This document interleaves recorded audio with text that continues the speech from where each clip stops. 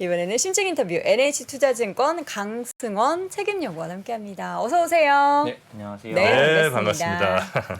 네, 반갑습니다. 네, 반갑습니다. 네, 우리 강승원 연구원님 처음 오셨을 때 저는 기억이 여전히 생생합니다. 그때 많이 당황하셨던 것 같은 그 느낌.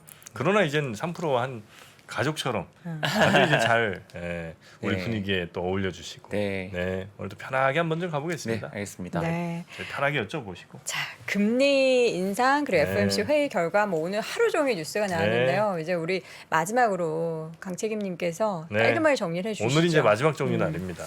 총평 들어보겠습니다. 그러니까 올해를 보면 네. 채권 시장이 1년 내내 연준한테 질질 끌려갔고 음, 더 중요한 건 연준도 본인들이 물가와 경기를 통제하는 기관임에도 불구하고 본인들이 통제하기보다는 사실은 물가 지표가 나올 때마다 끌려다녔거든요. 네. 그럼 돌이켜보면 도대체 뭐 때문에 연준이 그러니까 전 세계에서 가장 매크로를 잘 보는 기관이어야 할 텐데 어떤 것 때문에 계속 1년 내내 끌려갔을까? 일단 그것부터 시작을 하면 좋을 것 같아요. 그러니까 저희가 말씀하신 대로 올해 이번 회의가 굉장히 좀 의미가 있는 회의였고 네. 이제 4분기를 맞이하야 2025년 전망도 처음 나온 회의였기 때문에 상당히 좀 의미가 있는데 여기서 조금 저희가 올해를 한번 복기를 해보면 저희는 작년부터 연준에 크게 두 번의 조금 실책이 있었다고 보는 게 첫 번째는 잘 아시다시피 작년에 물가가 한번 튀었을 때 일시적이다라고 봤던 거 사실은 네. 저 역시도 그렇게 봤다가 분명히 그건 틀렸었고요. 근데 이제 두 번째 실패가 올해 상반기에 이게 좀 뼈아픈데 경기 침체 없이 물가를 잡을 수 있다라고 주장을 했던 거가 조금 컸던 것 같아요. 그러니까 이게 사실은 어떤 실수냐면 시장과 커뮤니케이션하는 과정에서 2분기에 사실 시장의 화두 중에 하나가 뭐 레리 서머스나 블랑샤르 같은 사람들이 야 물가가 지금 7% 8%대가 나오는데 이거 잡는데 경기 침체를 안 겪고 할 수 있냐? 그건 피할 수 없다. 그런데 파월과 옐런 같은 경우에는 계속해서 경기 침체 없이 우리가 물가 잡을 수 있다라고 이야기를 했잖아요. 그럼 여기서 뭐가 문제가 발생하냐면 사실은 연준의 코멘트와 커뮤니케이션하는 시장 참가자들이 이걸 어떻게 해석하기 시작하냐면 연준이 계속해서 경기 침체 피할 수 있습니다라고 이야기를 하고 침체에 대한 우려 섞인 이야기들을 하니까 저희가 7월 달에 보시면 시장이 어떻게 해석하냐면 야 연준은 경기 침체를 무서워한다. 그러면 역설적으로 경기 침체의 신호가 나왔을 때 그걸 쭉 끌고 가서 물가를 잡아낼 거냐 아니면 경기 침체의 신호가 연준 피봇의 신호냐 시장은 후자를 봤거든요. 그러니까 무슨 얘기냐면 연준이 6월 달에 75bp 인상하면서 성장률 전망치 많이 내리고 심지어 잠재 성장률보다 성장률을 낮추었고 누가 봐도 이거는 일시적인 경기 침체에 대해서 인정하는 분위기인데 말은 또 경기 침체에 대해서 우리가 우려하고 있다라고 하니 시장이 이걸 어떻게 해석하냐면 빨리 올리고 많이 올릴수록 빨리 인하로 선회할 거다. 그러면서 사실은 어떤 게 있냐면요. 6월과 7월 달에 150bp 금리 인상을 하는 동안 미국의 금융환경 지수라는 게 있어요. 뭐냐면 미국의 금융환경이 얼마나 긴축적이냐인데 역설적으로 150bp 금리 올리는 동안 그게 오히려 빠져버립니다. 그래서 생각해보시면 7월 달에 150bp 두 달 동안 올렸는데 그때 어땠죠? S&P가 하락폭의 50%를 되돌리고 네, 나스닥이 하락폭의 20% 되돌리고 머지 이슈가 있었지만 이더리움이 2배 이상 갔잖아요. 네. 사실 저 같은 채권쟁이가 볼 때는 그건 분명히 미스커뮤니케이션이었다고 보는 게 연준이 금리를 무려 두 차례 합쳐서 150을 올렸는데 금융 환경이 긴축적으로 안 바뀌어.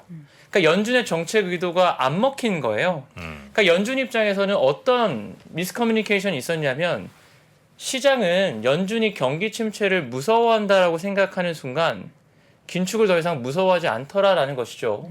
그래서 사실은 잭슨홀 때 얘기했던 게 뭐 오늘 아침 김효진 위원님도 말씀 주셨지만 고통스러울 거다. 어쩔 수 없다. 라는 이야기를 한 거고 오늘 아침에 있었던 FOMC에서도 뭐 분명히 고통에 대한 이야기도 했고 더 중요한 건 사실 제가 FOMC 전전날 뭐 이럴 때 오히려 최근 채권쟁이지만 최근에 오히려 주식하시는 분들이랑 많이 만나요. 많이 좀 세미나 요청이 있는데 어떤 말씀들을 많이 물어보시냐면 어차피 75bp는 다 알고 내년에 뭐 한 4.5에서 끝나는 거 다 반영돼 있으면 선반영 아니냐.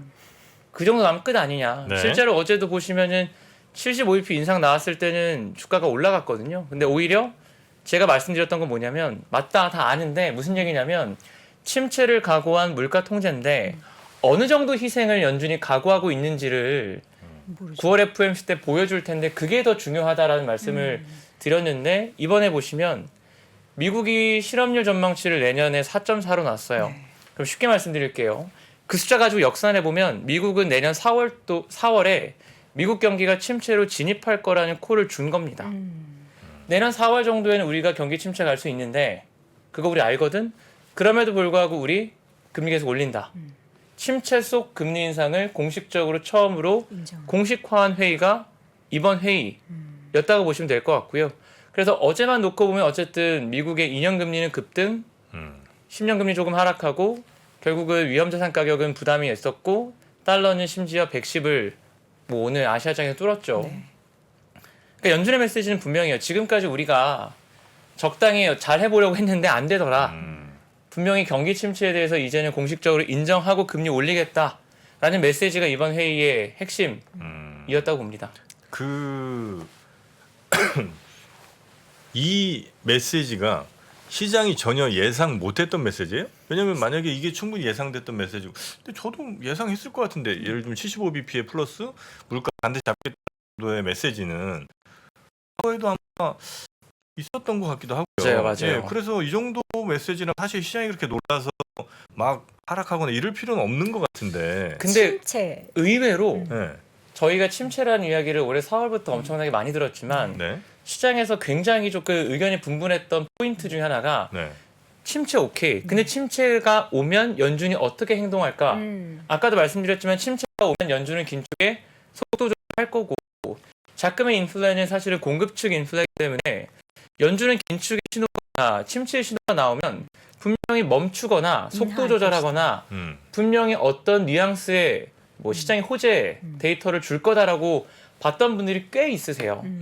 그러니까 침체란 말을 저희가 오늘 처음 들은 건 사실 아니잖아요. 올해 어떻게 보면 연초부터 내내 저희가 지겹게 들었던 이야기인데 네. 시장에서 의외로 꽤나 의견이 갈렸던 게 침체의 신호가 실제로 확인됐을 때 연준은 어떻게 행동할까? 아직 물가는 충분히 안 잡혔을 때 침체의 신호가 나오면 시장을 더 강하게 옥죄할까? 속도 조절해줄까? 의외로 속도 조절에 대한 기대감이 많았는데 오늘의 메시지는 우린 속도 조절 그 정도로 하지는 않을 거다라는 메시지를 준 거고요. 다만 아직도 사실은 페드 워처이자 채권적인 입장에서는 연준은 아직까지 완벽하게 희망을 버린 것 같진 않아요. 기자회견에서 뭐 고통을 인정하는 이야기들 그리고 걔네들이 써낸 성장률, 물가, 실업률 전망치들은 모두 아마도 연준의 중론은 일단 경기 침체 가능한데 어쩔 수 없다. 우리는 물러서지 않는다는 메시지를 주자라는 게 중론인 것 같은데 네. 일단은 파월의 기자회견을 보면서 느낀 거는 100% 거기에 몰두해 있진 않다. 그래서 오늘 보시면 사실 이런 거예요. 만약에 연준의 메시지가 시장이 100% 오케이 이거는 의심의 여지 없어. 다 받아들여. 그랬으면 생각해 보시면 연준의 승리를 베팅한다면 침체는 올 거고 물가는 꺾일 거니까 장기 금리가 더 크게 빠졌어야 되고 흔히 말하는 중장기 기대 인플레이션 더 크게 빠졌어야 되는데 하락폭이 그리 크진 않거든요. 그러니까 오늘 채권 시장이 보는 연준은 드디어 이제 방향은 잘 갖췄다. 다만 아직은 좀 부족. 주식 시장의 위험자산이 볼 때는 굉장히 불편한 재료가 나왔다. 성장을 희생해서 물가를 잡겠다는 알겠는데 막상 실제로 희생하는 모습들이 보이면 도와줄 줄 알았는데 오늘의 메시지는 당분간 도와줄 생각은 없다. 이런 메시지를 준 거라서 사실은 모든 시장 입장에서 조금 불편한 채권도 FOMC 불편하고 네, 주식시장도 맞습니다. 불편하고. 네, 맞습니다. 그러면 이제 채권 시장에서는 아직 확실히 연준을 믿지는 못하는 거고. 그러니까 아직까지 얘네들이 정신을 차린 건 맞는데 네. 거기에 완전 몰두해 있냐? 차라리 저희가 보는 시각은 예를 들어서 제가 아까 말씀드렸던 7월달, 8월달에 연준의 미스커뮤니케이션이 있었고 금리를 150bp 올렸는데 한두 달 동안 버렸잖아요. 150bp가 사실은 총알 낭비가 되었는데 그때부터 이런 식의 커뮤니케이션을 했으면은 저희가 지금 겪는 이 고통을 한 두세 달 전에 겪었을 거고 이 사단이 조금은 빨리 끝났을 수도 있다고 봐요. 그러니까 흔히 말하는 매를 빨리 맞아야 빨리 끝나는데 지금 적당히 때리면서 오래 때리고 있거든요. 희망 그래서- 고문에서 맞습니다. 반등하고. 그래서 오히려 그런 것들이 사실은 정책 당국자들의 어떤 뭐랄까요 부담 이런 것들 이해하지만 자산 시장에서 투자를 업으로 하는 사람 입장에서는 지금 굉장히 좀 불편한 장세가 이어지고 있는 것이죠. 네. 그럼 보시면서 어제 밤사이에 왜 저래? 제대로 좀 말하지. 그래서 침체 오면은 금리 어떻게 할 건데? 시그널을 제대로 줘. 막 이렇게 하면 속으로 욕 많이 하셨겠어요. 아, 그런 것보다는 어쨌든 적어도 처음으로 일단은 소프트 랜딩에 대한 이야기를 더 이상 하지 않고 침체를 인정한 부분에 대해서는 분명히 진일보됐다라고는 보고요. 아마 이런 것들을 추후에 뭐 회의나 이런 것들을 통해서 계속해서 보강을 해 나가겠죠. 그래서 이것들이 시장에 충분히 소화되는 시간은 분명히 좀 필요할 거고 그럼 적어도 이제 저희가 볼 때는 앞으로의 방향은 어쨌든 침체를 두려워하지 않는다라는 논리를 강화하는 논리가 나올 테니 네. 이제 그 부분에 대한 기대는 계속해서 줄여나가자. 힘들어지면 연준이 보듬어 줄 거야라는 것은 네. 충분히 물가가 죽기 전까지는 안 나오기 때문에 계속해서 여전히 근데 의외로 연준에 대한 기대감을 갖고 계신 투자자분들이 꽤 많으시거든요. 그래서 네. 그것에 대해서 좀 줄이자라는 네. 이야기를 드립니다. 그 어제 뭐 75bp는 사실 뭐 다 예상했던 것 같고요. 그 파월의 말 아니면 이제 점도표 요게 이제 제일 사람들이 좀 궁금해하거나 혹은 해석이 좀 필요한 부분이 아닌가 싶은데 일반적으로 지금 해석은 이제 말씀해주신 그 정도인 것 같고 생각보다 조금 더 금리의 최고점이 조금 더 올라간 것 같다 정도가 이제 시장에서 혹은 이제 분석하시는 분들이 조금 예상보다 좀 센 것 같다라고 이제 보시는 것 같은데 우리 위원님께서도 요 정도면 예상보다 확실히 그 금리 최고 수준이 좀 많이 올라갔고 그 금리를 인하하는 데까지 더 오래 걸릴 거라고 보십니까? 그러니까 이 정도면 사실은 시장 기대보다 조금 플러스 알파 정도. 그래서 사실은 어쨌든 시장보다 연준이 세게 나가야 시장의 정책에 효과가 있기 때문에 네. 대략 연준은 본인들이 할 수 있는 일단 꽤나 예민한 선을 잘 건드렸다고는 생각을 합니다. 근데 저희가 계속해서 말씀드리는 건 결국 커뮤니케이션의 문제인 게 파월의 입은 굉장히 비싸요. 계속 말씀드리지만 7월 달에 그 과잉 긴축을 무서워한다는 한마디 때문에 시장이 완전히 곡해버려서 두 달을 날려버리잖아요. 그래서 예를 들어 이런 것이죠. 파월이 계속해서 강조했던 게 야 우리 올해 상반기 때 되게 다양한 비판을 받았잖아요. 물가에 대해서 너무 늦게 대응한 거 아니냐. 그럴 때 어떤 얘기 하냐면 그렇지 않다. 우리가 금리 인상을 늦게 한 것 같아 보여도 연초부터 우리가 금리 인상을 시사하자마자 금리가 뛰지 않았냐. 우리가 버벌로 말로써 시장을 긴축시켰다라는 이야기를 하는데 그게 되게 중요해요. 지금 점도표를 보고 대략 뭐 4.5를 제시했다, 7호 제시했다고 하지만 결국 시장이 그거에 대한 가능성을 판단하지 않겠습니까? 계속해서 위쪽 가능성을 밀어붙이려면 네. 파월의 커뮤니케이션이 중요한데 그 부분에 대해서는 조금 아쉽다. 대신에 오늘 나왔던 적어도 최소한의 성명서 문구나 네. 점도표, 성장률, 물가 전망치, 실업 전망치 정도는 일단은 방향을 잡아준 것 같아요. 연준은 침체를 무서워하지 않고 물가를 분명히 꺾어낼 때까지 너희들이 원하는 흔히 말하는 떡을 줄 생각은 없다. 그러면 이제 다른 요인이 없다고 치고 연준 요인만 보면 앞으로 주식시장은 더 밑으로 가야 되죠? 예를 들어서 네. 저 같은 경우에는 어떤 생각을 하냐면 지금 여전히 CPI가 많이 안 빠졌잖아요. 네. 근데 그 미국의 CPI랑 S&P 영업이익을 같이 그려보면 굉장히 궤적이 유사해요. 그 얘기 뭐냐면 생각보다 미국 실적이 안 빠지고 있다라는 이야기와 CPI가 생각보다 안 빠지고 있다라는 이야기는 같은 얘기입니다. CPI는 물건의 가격이잖아요. 어떻게 보면 소비자 입장에서는 물건을 산 가격이지만 기업 입장에서 물건을 판 가격이에요. 네. 매출이죠. 탑라인 매출이죠. CPI가 생각보다 덜 빠지기 때문에 실적이 덜 빠지고 있는 거라고 저희는 생각합니다. 흔히 말하는 화폐 환상이 있는 거예요. 근데 연준의 오늘 메시지는 모든 걸 희생해서 CPI를 잡겠다라는 거라면 분명히 기업의 어닝을 추정하는 애널리스트 분들 입장에서는 연준의 의도에 대한 프라이싱, 연준의 의도가 앞으로 어떻게 작용할지에 대해서는 분명히 고민해 보실 필요는 있을 것 같다. 이 정도 생각은 하고 있습니다. 기업의 실적이 꺾이는 것에 대해서도 우리가 좀 가능성을 높이 봐야 뭐 한다. 예를 들어서 지금 작년 6월이 미국 금리 고점이었는데요. 이전 고점. 음. 그때보다 장단기 금리 다 고점을 통과했고요. 그때보다 달러도 더 강세고요.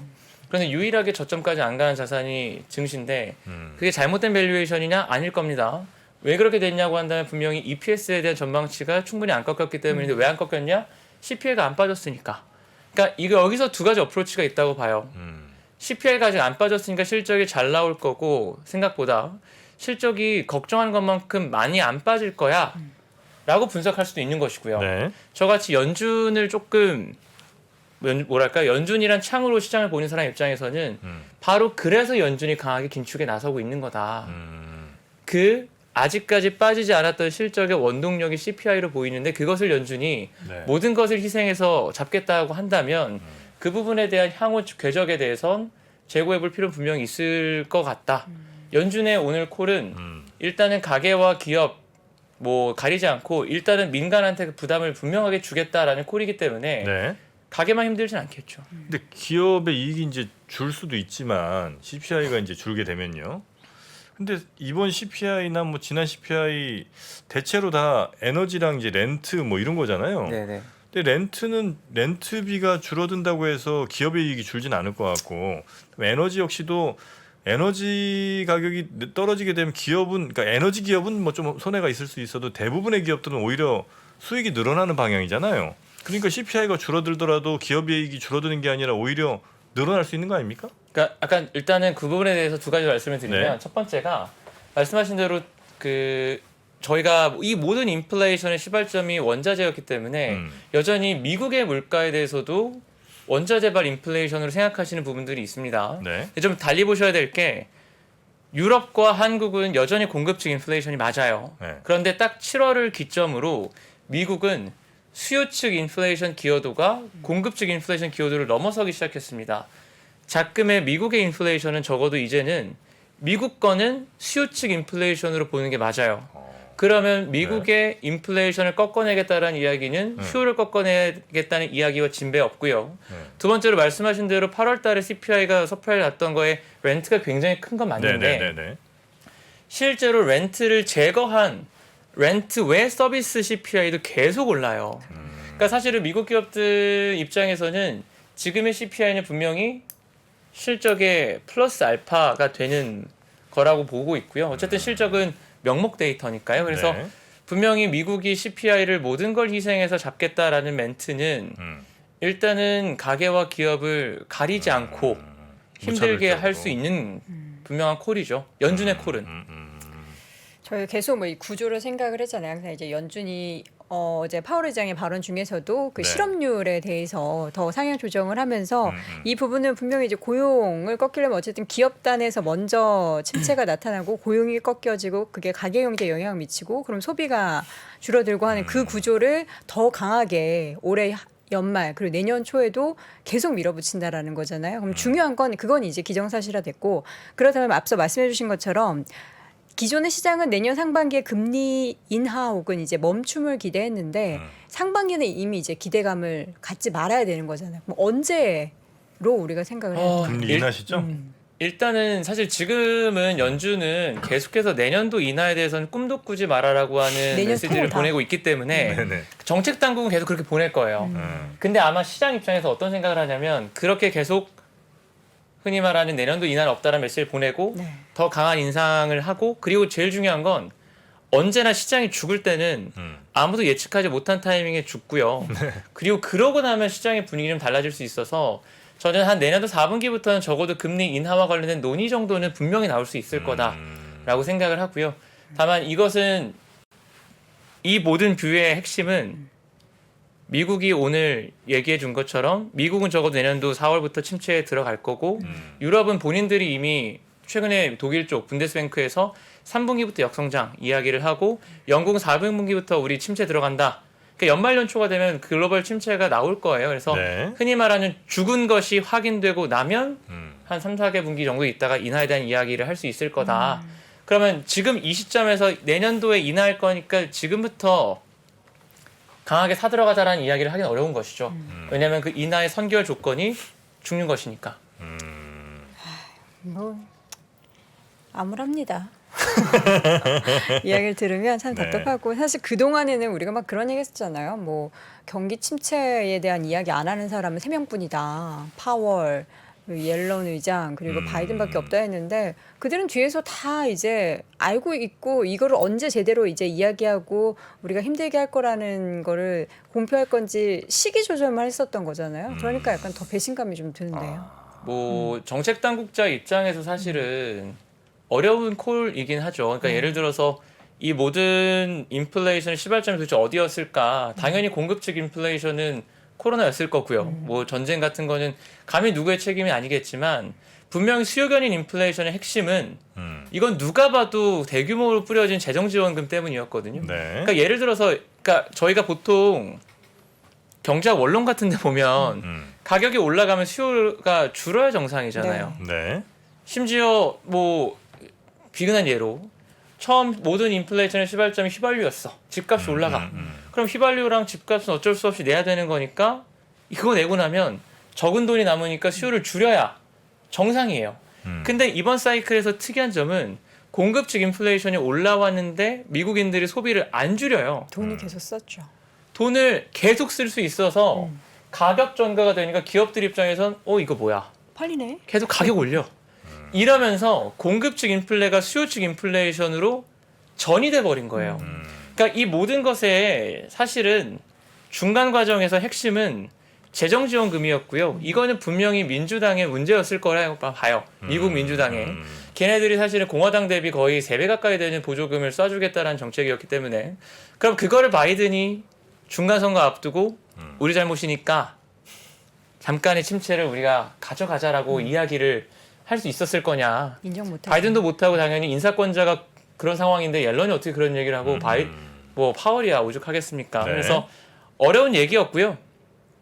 다만 이제 그런 것들이 지지부진하게 여기까지 다 맞물려 와서 피할 수 없는 안 좋은 상황이 된 것 같습니다. 사실은 그렇다고 이게 침체 이야기를 드린다고 해서 채권이 좋은 게 아닌 게 침체가 와서 물가를 꺾는 것이 확인되고 나서야 채권이 좋아질 텐데 그 시기가 계속 미뤄져요. 그러니까 무슨 얘기냐면 지금 파월조차도 도대체 가계가 들고 있는 자산의 끝이 어디인지를 잘 파악해내지 못하고 있어서 네. 거의 지금 연초 이후에 9월까지 채권 자산은 거의 사실 피바다고요. 그래서 오히려 어차피 이미 피바다니까 신규 진입하시는 분들 입장에서는 제일 적게 터질 자산이 이쪽 자산이라고 생각을 하지만 그러니까 예를 들어 코로나 때 모든 자산이 좋았던 것과 반대로 지금은 대부분의 자산들이 지금 피를 보고 있는 것이죠. 네. 근데 대체로 작년 한 10월쯤부터 물가가 좀 더 한 단계 레벨업 되면서 많이 오르지 않았습니까? 맞습니다. 맞습니다. 그러니까 이제 그만큼 많이 올랐다는 거는 저는 늘 이제 희망회로 돌리는 사람 입장에서는 10월부터는 떨어지겠거니 요 생각을 하거든요. 맞아요. 왜냐 그렇죠. 그러니까 9월까지는 좀 별로 그렇게 세지 않다가 그러니까 9월까지는 즉 어느 정도 작년 대비는 좀 많이 비싼 물가를 기록할 수 있지만 10월부터는 그 많이 올라간 데에서 더 많이 올라가기 쉽지 않으니까. 그렇죠. 전년비로 보면. 네, 그러니까 10월부터는 저는 이제 급격하게 떨어질 걸 예상하는 사람 중에 한 명인데 그렇게- 그러려면 네. 서비스 가격이 빨리 망가져야 돼요. 그러니까 반대로 말하면 그때 그런 모습들이 안 나타나면 연준 입장에서는 물가 잡기가 되게 힘들어지거든요. 네. 말씀하신 대로 기저효과가 있을 때도 못 잡으면 문제입니다. 그런데 아까도 말씀드렸지만 분명히 올해 상반기까지는 미국의 물가도 공급 측 인플레이션이 훨씬 중요했던 인플레이션이라서 네. 서비스 물가가 아직까지 강하지 않으니까 이 정도 올리면 괜찮겠지 하면서 굉장히 조심스럽게 접근해왔고 근데 그게 충분치 않았기 때문에 서비스 물가 계속 올라왔고 다시 말씀드리지만 지금의 물가는 이미 서비스 물가 주도에 수요 물가가 돼버린 거예요. 근데 수요는 작년에 올해와 기저효과 그렇게 크지 않거든요. 그래서 말씀하신 대로 연말 연초에 잡아내려면 네. 세게 지금 뭔가 액션을 해서 민간과 기업들을 위축시킬 필요가 있다고 생각한 거라고 아직 근데 개인들이 쓸 돈이 좀 있다는 거죠? 여전히 초과저축이 남아있다 이렇게 보고요. 그래서 아마도 초과저축 기준으로는 거의 이제 마무리가 돼가고 있다고는 생각하는데 이게 문제가 저희가 저축이라고 하면 사실 데포짓 예금뿐만 아니라 예금, 주식, 채권 뭐 이런 것들인데 네. 진짜 이게 엄청난 숫자긴 했어요. 왜냐하면 코로나 이전 10년 동안 미국의 가계 자산이 거의 한 50조 달러 정도 늘었는데 10년 동안 네, 동안 네. 근데 코로나 이후에 한 7, 8개 분기 만에 42조 정도가 늘었어요. 와, 그럼 50조 이게 말이 안 되는 42조. 거잖아요. 그러니까 이 돈이 심지어 연준 통계이기 때문에 비트코인과 같은 크립토 커런시는 포함이 안 된 규모입니다. 네. 그러면 그것까지 감안하면 과연 이것들이 언제 마무리가 될 것이냐. 물론 그것들이 다 실물 시장에 들어오진 않겠죠. 네. 그러니까 사실은 연준이나 정부도 네. 이랬던 적이 처음이기 때문에 본인들도 이 정도면 되겠지 하다가 여기까지 끌려온 것 같아요. 저는 이제 그 모든 걸 하여튼 긍정적으로 보는 사람이라 네네네. 개인들의 소비 지출이 그나마 지금까지는 좀 그 뭐 여러 돈푼 효과로 좀 갈 수 있어도 계속해서 이제 렌트비 상승하잖아요. 네. 근데 오히려 집값은 하락하잖아요. 미국에. 네네네. 그러니까 그 얘기는 뭐냐면 집 가진 사람들은 아이고야 이제 집값이 하락하니까 난 돈 좀 아껴야 되겠구나 생각을 할 거고 렌트비 올라가는 즉 집 없는 사람들은 야 렌트비는 계속 비싸지니까 난 또 돈을 아껴야 되겠구나 이런 생각을 할 거 아니에요. 집값 떨어지면 렌트비도 같이 좀 나중에 아니, 그러니까 후행적으로. 그게 이제 후행적으로는 가는데 일단 당장 뭐 이번 달 다음 달 뭐 다다음 달 정도까지는 아껴야 된다. 그러니까 집값과 렌트비가 서로 이렇게 교차돼서 엇방향으로 가고 있단 말이죠. 맞습니다. 그 얘기는 결국 소비할 사람들은 집 주인이건 혹은 렌트를 하고 있는 사람이든 둘 다 안 좋다는 얘기거든요. 맞습니다. 그러니까 급격하게 소비가 위축될 가능성이 있는 게 아니냐라고 저는 이제 생각한다는 거예요. 맞습니다. 그래서 가만히 있어도 분명히 소비는 지금보다 계속 둔화될 거예요. 네. 근데 만약에 정책 당국자로 생각해 보시면 네. 지금부터 향후 6개월간 네. 아직까지는 그런 기대감을 올해 2분기부터 갖고 있었는데 네. 안 꺾여. 한 5, 6개월 동안 안 꺾였어요. 그러면 정책 당국자 입장에서 어떤 판단을 해야 되냐면 네.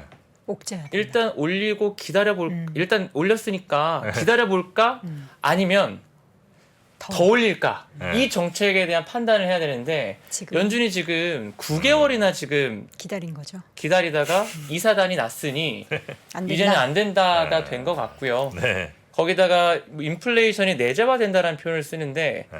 아까 말씀드렸지만 더 이상 공급측 인플레가 아니라 수요측 인플레로 전이돼 버렸잖아요. 네. 네. 그러니까 인플레이션의 성격이 바뀌어 버렸다. 음. 이거는 더 이상 안 되겠다. 꺾어야겠다라는 판단을 내린 거라고 저는 봅니다. 네. 어떻게 보면 이게 코로나가 만들어낸 인플레이션이잖아요. 너무나 자연스러운 건데 그거를 다시 또 억누르려고 하다 보니까 우리는 2년 동안 너무 이제 취해 있다가 네. 이제 술 깨는 약 먹이고 너 정신 차려 일하러 가야 돼. 네. 이렇게 하니까 지금 더 힘든 것 같아요. 가스광을 빨리 먹고 일하러 가야 되는데 큰일 그쵸. 났어요. 예. 분명히 이번에 많이 깨달은 건 공짜 점심이 진짜 없다라는 걸 깨달은 그쵸. 거죠. 난 점심도 제대로 못 먹었는데. 하여튼 뭐 그건 그렇고. 못 먹으신 분, 대표적인 분. 예. 네. 아니 그 우리나라는 네. 이제 미국이 이제 이렇게 올라가면 이제 우리도 어쨌든 따라 올려야 될 거 아니에요. 맞습니다.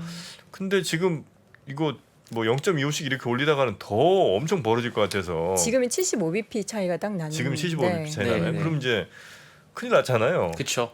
그럼 우리도 뭐 최소 50p? 50 내지는 그 이상 가야 된다고 봐야 되는 거죠. 그러니까 이게 오늘 또 총재께서 아침에 장 전에 네. 우리가 봤던 것보다 연준 전망치가 많이 올라간 부분이 있다. 그 가정이 바뀌었으니 앞으로 정책 전망에 대해서 뭐 회의를 해보겠다라고 이야기를 하셨어요. 그래서 시장은 그것을 다음 달 회의에서 50bp 인상을 시사한 것 아니냐라고 해석을 하고 있고요. 실제로 어떤 게 있냐면 총재께서 처음에 취임하셨을 때 한국과 미국의 기준금리가 흔히 말하는 기계적으로 따라가는 건 아니다라고 이야기를 하셨는데 딱 지난달 8월달 회의에서 한국은행이 사실 연준으로부터는 독립되어 있지 않다라는 이야기를 하셨어요. 근데 딱 그 발언 이후에 시장 색깔이 완전히 바뀐 게 그 전까지는 한국 채권 시장 매니저분들이 경기보다는 물가 위주로 보셨죠. 한국의 물가가 어디까지 올라갈 거고 한국의 물가가 언제 피크아웃 할까 물가에 대한 고민을 많이 하셨는데 8월 이후로는 물가도 안 보십니다. 그냥 야 뭐 미국 따라간다며 총재께서 시그널 줬다. 미국이 올리면 기계적으로 따라간다며. 그러면 그냥 미국의 최종 목표치 빼기 100bp. 그러니까 100bp도 총재께서 주신 숫자예요. 그러니까 연준이 올릴 숫자 전망해봐. 거기서 100bp를 빼. 그게 한국의 최종 기준금리야. 거기다 가산금리 30bp 붙이면 3년 금리야. 그러니까 밸류에이션이 지금 뭐냐면 뭐 제가 주식을 비유로 드리면 그 기업이 얼마나 벌 거냐 EPS에 대해서 아무도 고민하지 않고요. 그 주식과 비슷한 피어 그룹의 펌만 계속 공부하는 거예요. 그러니까 흔히 말하는 펀더멘탈과 완전히 유리돼서 가는 장이 돼버렸어요. 사실은 생각해 보면 끔찍한 게 그나마 한국인데 유럽이나 영국같이 전쟁 때문에 흔히 말한 사단이 난 국가들도 막 75씩 올리고 50bp씩 올리잖아요. 네. 분명히 그것에 대한 대가는 내년에 치를 거다. 그러니까 어떤 거냐면 그나마 미국은 글로벌 국가 중에서 제일 경기가 좋은 나라니까 이렇게 열심히 올리는데요. 네. 이 문제가 환율이라는 게 상대 가치이기 때문에 전 세계에서 힘이 제일 센 나라가 금리 올리면 힘이 약한 나라들은 어쩔 수 없이 올려야 돼요. 그럼 그 과정에서 과연 그 나라 경기가 어떤 영향을 받을 거냐? 비대칭적으로 경제 그 침체 가능성이 높아진다라고 저는 생각을 하고요. 그런 문제들이 내년에는 분명히 대가가 있을 거다라고 보고 있습니다. 우리도 따라가면은 그럼 우리는 한 3.5에서 약간 더 이상 요 정도까지는 무조건 가야 되겠네요, 그죠? 100bp 갭을 생각하면 일단은 지금 연준이 오늘 줬던 숫자는 뭐 4.7 정도지만 저는 뭐 내년에 한 4.5 정도에서 마무리가 될 거라고 네. 보고요. 그러면 맥스 3.5. 근데 만약에 연말 연초에 국내 경기와 물가는 조금 미국과는 다를 것 같아서 저는 내년도에 맥스 3.25 정도는 생각을 하고 있습니다. 이게 뭐가 있냐면 물가의 결이 좀 다른 게 일단 말씀드렸다시피 미국을 제외하고 유럽이든 한국이든 다 공급식 인플레이션이에요. 네. 그런데 공급식 인플레이션 중에서도 유럽과 한국이 좀 다른 거는 유럽은 지금 천연가스 때문에 문제잖아요.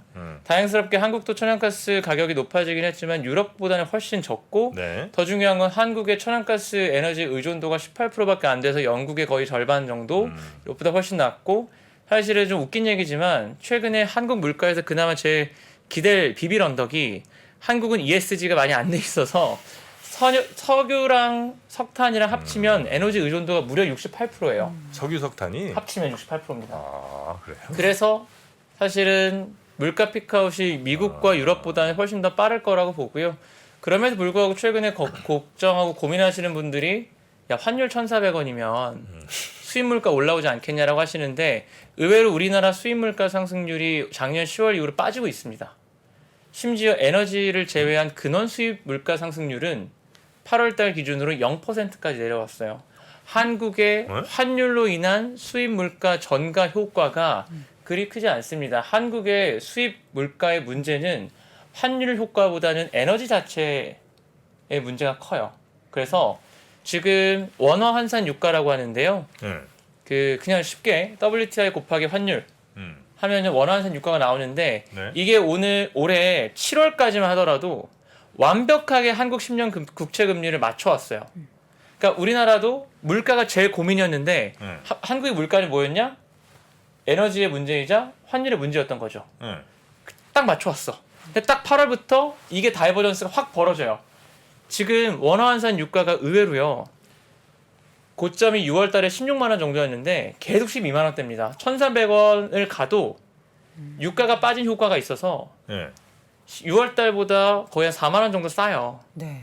그래서 실제로 환율이 엄청 올랐으니까 물가가 올라올 수도 있지 않을까라는 게 저희들의 직관인데 실제로 네. 한국 통계청에서 제공하는 수입 물가 지수 보시면 피크아웃하고 있고 심지어 에너지 제외한 근원 수입 물가 상승률은 0%입니다. 그 어떻게 가능한 거죠? 사실은 우리나라 그러니까 수입의 대부분이 에너지 그냥 원자재이기 때문이겠죠. 그래서 환율 효과보다는 에너지 하락폭이 좀 더 중요했다라는 컸으니까. 생각이고 그리고 실제로 우리나라 환율이랑 수입 물가 상승률을 그려보면 사실 영향이 크지 않습니다. 실제로 아니, 상관계수나 이런 것이 한국은 좀 다른 게 예를 들어 환율이 보통은 우리나라 그러니까 수출 국가다 보니까 한국의 수요가 셀 때 경제가 좋은 게 아니라 대외 수요가 셀 때 경제가 좋아요. 그러니까 예를 들어 보통 경제가 좋아서 사람들의 소비가 많아서 물가가 올라가잖아요. 한국은 다른 나라들 소비가 좋을 때 경제가 좋아지고 그 다음에 이제 사람들의 우리나라 소비가 좋아지고 이런 시차가 좀 있어서 실제로 우리나라 같은 경우에는 원달러 환율과 근원 소비자 물가 상승률을 그려보면 영향이 거의 없고요. 가장 극단적으로 말씀드리면 당연히 오늘 제가 쓴 자료도 있지만 근원 수입 물가 상승률과 근원 물가 상승률이 올해 내내 이렇게 역으로 움직였어요.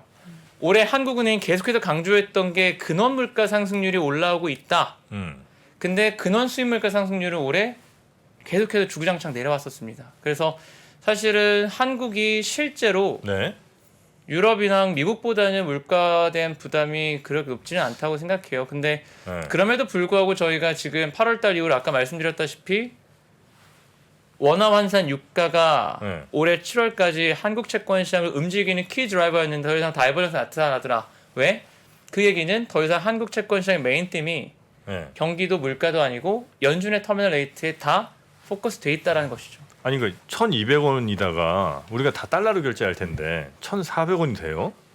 그러면 적어도 한 15%? 요 정도는 무조건 올라가는 거잖아요. 내가 사올 때. 네. 근데 더 비싸지지 않는다는 6월 달에 유가가 120불이었는데 지금 80불대니까 에너지 가격의 하락폭이 조금 더 컸던 그때 120까지 갔었나요? 네. 6월 달에 120불까지 기억하지 갔었고 못하죠. 120불까지 갔을 때 JP 모건이 콜냈던 게 만약에 전쟁 장기화되면 300불까지 간다라는 콜이 있었죠. 그래서 그러니까 생각해 보시면 의외로 에너지 가격의 하락이 상당히 있었고요. 거기다가 더해서 한국 그 정부에서 네. 어쨌든 그 계속 해치가 많이 압박을 했나? 하면서 네. 그 유류세 인하한 거랑 정제 마진이 생각보다 되게 빠졌어요. 그러니까 에너지 가격이랑 같이 보셔야 되는 게 정제 마진이거든요. 그러니까 보통 원유를 직접 사시는 게 아니라 원유를 가공한 가솔린을 쓰시고 휘발유를 쓰시는 거잖아요. 네. 그 가공 비용이 정제 마진인데 6월 달 이후로 에너지도 빠졌지만 정제 마진이 급락했어요. 왜요? 그 우리나라 내부의 문제 아닙니까? 미국도 그랬습니다. 미국의 정제 마진도 되게 많이 빠졌어요. 그래서 어떤 거냐면 실제로 수입할 때 들어가는 원가 부담은 환율 올라간 것보다 더 줄었습니다. 그래서 사실은 그래요? 의외로 우리나라 물가가 유럽이랑 미국과 같은 성격의 같은 결의 문제일 거냐 그건 아니라고는 봐요. 근데 어쨌든 총재께서 시장에 굉장히 직접적으로 시그널을 주셨거든요. 미국으로 독립되어 있지 않고 한 100bp 정도가 일단 최대한 버틸 수 있는 레벨일 것 같다. 그러면 사실은 투자자 입장에서는 지금 극도로 보수적인 상황에서 그런 메시지를 주셨는데 그러면 뭐 지금부터는 네네. 한국 물가나 경기에 대해서 판단해서 선제적으로 사들어가자라기보다는 일단은 최악을 가정하자라는 게 지금 한국 채권 시장의 스탠스입니다. 네. 그리고 못 사죠. 우리나라 아무리 좋다고 해도 말씀해주신 게 이제 우리나라는 대외적인 경제가 좋았을 때 경제가 함께 부응한다고 했는데 대외적 우리만 좋고 대외적으로 안 좋으면은 우리나라 시장이 오를 만한 여건이 안 되는 거잖아요. 그렇죠. 그러니까 예를 들어서 우리나라 같은 경우에는 지금 1등 고객님이 중국인데 중국은 올해 이미 작년 4분기부터 완전 컨트랙션 사이클, 흔히 말하는 침체 사이클 들어왔고 네네. 심지어 금리 인하까지 하고 있죠. 두 번째 고객님이 미국인데 미국은 이제 물가 잡겠다고 침체를 만들겠대요. 세 번째 고객님이 유럽인데 전쟁 때문에 완전 뭐 그러면 사실은 적어도 그로스 면에서는 금리가 빠져야 정상이에요. 근데 문제는 채권 시장 참가자분들이 그거는 일단 지금 당장 프라이싱할 단계가 아니다. 왜냐하면 물가 때문에 한국은행이 금리를 올리는 것이기 때문에 이놈의 물가가 마무리될 때까지는 경기는 계속 수면 밑에 머물 것 같습니다. 달러는 어떻게 보세요? 오늘 달러원 맞아요. 환율이 1,413원 13원까지 갔어요? 장중에 터치를 뭐 사실 저희 쉽죠? 환율 담당자 콜은 일단 상단을 1,450원까지 열어두고 있고요. 그러니까 저희 하우스 뷰는 그렇게 돼 있고 일단 어찌됐든 지금의 작금의 이 모습들이 뭐가 있냐면 원래는 근데 1,450원까지 안 여셨죠?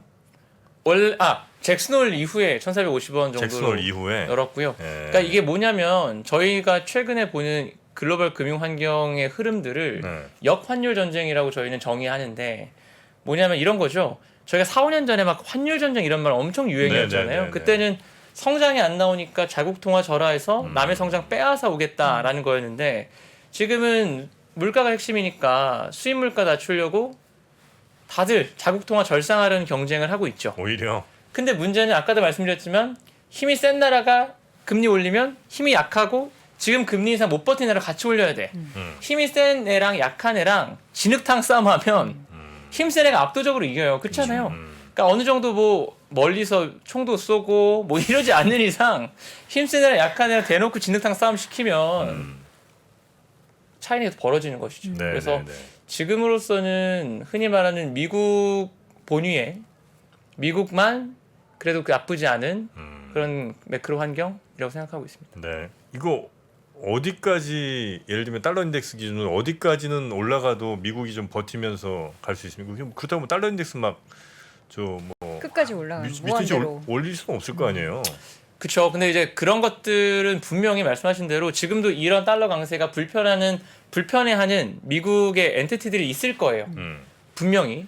근데 문제는 지금 미국 정부와 중앙은행의 합의는 일단은 물가가 잡힐 때까지는 물가의 우호적인 재료들을 놓치지 않겠다. 뭐든지 다 한다. 일단은 물가가 잡고 나서 그 다음에 생각을 할 것 같아서 그것에 대한 기준을 오늘 줬던 거는 물가가 명료하고 분명하게 하락하는 것을 확인할 때까지는 굳이 미국의 정책 당국자들이 뭐 사실은 그렇잖아요. 반대로 달러 약세 갈 때 좋은 애들 있고 싫은 사람이 있을 거고 강세할 때 좋은 사람이 있고 싫은 사람이 있을 거고 근데 그거를 결정하는 정책 당국자들의 최우선 과제가 지금 물가라면 뭐 정책 당국자들이 벌써부터 그런 생각을 하지는 않을 것 같습니다. 환율에 제일 많은 영향 미치는 게 그러니까 미국 기준으로 보면 그 달러에 제일 많은 영향 미치는 게 혹시 금리입니까?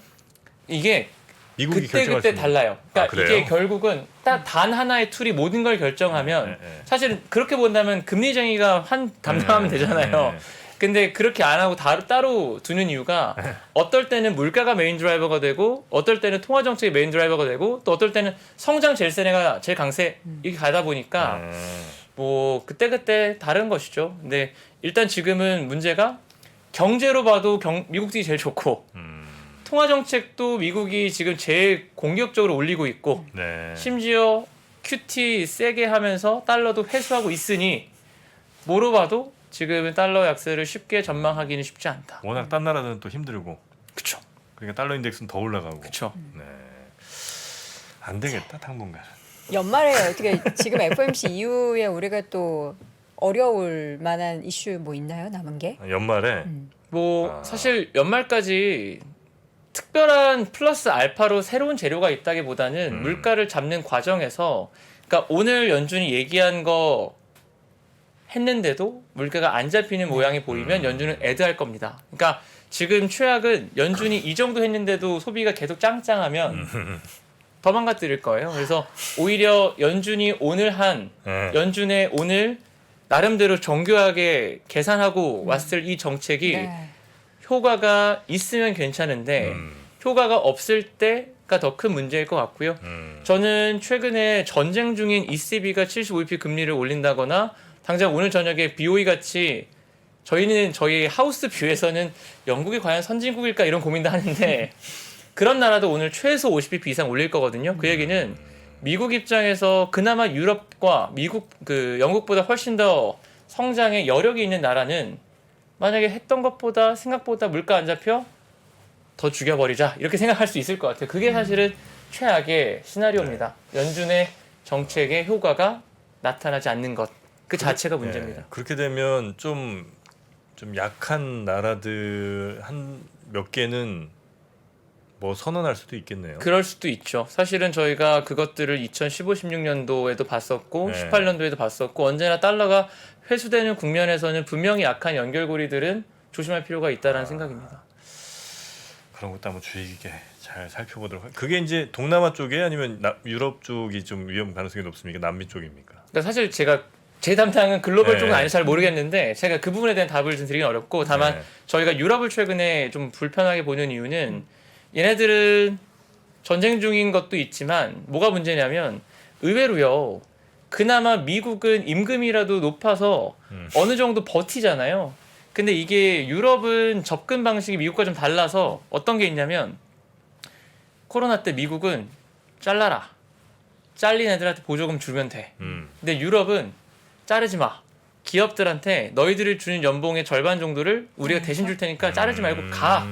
그럼 이게 어떤 문제가 생기냐면 경기가 회복되는 코로나 이후 국면에서 미국 애들은요.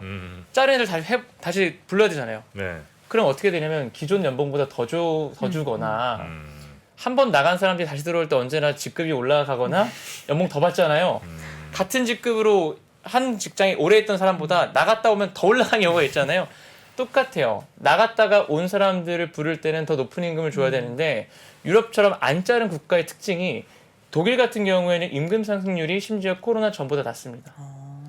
미국보다 물가는 훨씬 높은데 독일의 임금 상승률은 폴란드보다 낮아요. 그 얘기는 구매력 파괴가 미국보다 유럽에서 심하게 굉장히 심하게 있다라는 이야기라서 저희는 유럽 쪽, 그러니까 제가 이머징이나 이쪽까지는 커버를 안 하고 있어서 제가 죄송하지만 답을 못 드리겠지만 적어도 선진 권역 중에서는 유럽에 대한 걱정은 조금 저희는 많이 하고 있습니다.